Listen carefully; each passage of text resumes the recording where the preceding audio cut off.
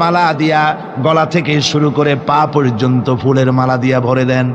নাফরমানি যখন বাড়তে থাকে, এত বড় ক্ষমতার মালিক আমার আল্লাহ রাব্বুল আলামিন ফুলের মালাগুলি বাদ দিয়ে ফুলের মালার পরিবর্তে জুতার মালা গলায় পরাইয়া ফাঁসির মঞ্চে ঝুলাইয়া দেন। পারেন কিনা?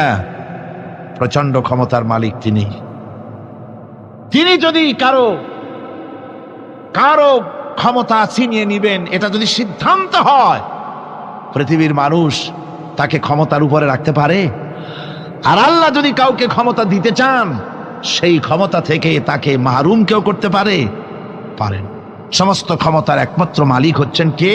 আল্লাহ সুবহানাহু ওয়া তাআলা। মানুষেরা বোঝে না, তাই আত্মম্ভরিতা ক্ষমতার মোহে কি করবে দিশা করতে পারে না। এই জন্য যারা মুমিন হবে তাদের এই চিন্তা মনের মধ্যে থাকবে, আত্মমর্যাদা আসবে, কারো সামনে হাত পাতবে না। হাত পাতবে তো আল্লাহ সুবহানাহু ওয়া তাআলার কাছে, কাউকে ভয়ও করবে না। আত্মমর্যাদার কারণে সে তার রিজিক সম্পর্কেও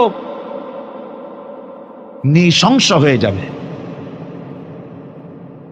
অর্থাৎ রিস্ক সম্পর্কেও তার পরোয়া থাকবে না। যে হক কথা যদি বলি, তাহলে যদি আমার চাকরি না থাকে, আছেন এরকম লোক, হক কথা যদি বলি, চাকরি যদি না থাকে, দাওয়াত যদি আর না হয়, গুলি খেয়ে যদি মরি, এই চিন্তাও মুমিনের লোকের মধ্যে থাকে না, যেহেতু তার আত্মমর্যাদা এসেছে। রিস্কের মালিক মসজিদের মুতাওয়াল্লি নয়। অনেক ইমাম আছে মসজিদে, হক কথা বলতে সাহস পায় না। আছে না? চট্টগ্রামে না থাকতে পারে, বিভিন্ন জেলায় আছে, হক কথা বলার সাহস পায় না। মনে করে রিস্কের মালিক মুতাওয়াল্লি অথবা সেক্রেটারি।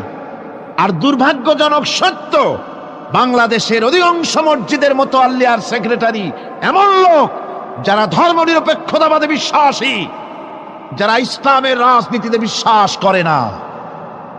এ ধরনের বহু লোক মসজিদের সেক্রেটারি, মেম্বার, মুতাওয়াল্লি হয়ে বসে আছে, আর মসজিদের ইমামদেরকে হক কথা বলতে দেয় না। আছে না? ইমাম সাহেবরাও, আমি কিন্তু পাইকারি কথা বলছি না, আলহামদুলিল্লাহ যোগ্যতা সম্পন্ন ইমাম আছেন যারা কথা বলেন। আবার কিছু লোক আছে যারা ভয় পান। আমি তাদের উদ্দেশ্যে বলছি, কোরআনে কারীম বলছে রিস্কের মালিক হচ্ছেন আল্লাহ সুবহানাহু ওয়া তাআলা। তোমার রিস্কের পরোয়াটা কিসের? ইন্নাল্লাহা হুয়ার রাজ্জাকু যুল কুওয়াতিল মাতিন। রিস্কের মালিক তো আল্লাহ পাক, তার হাতেই সমস্ত রিস্ক। রিস্ক কার হাতে?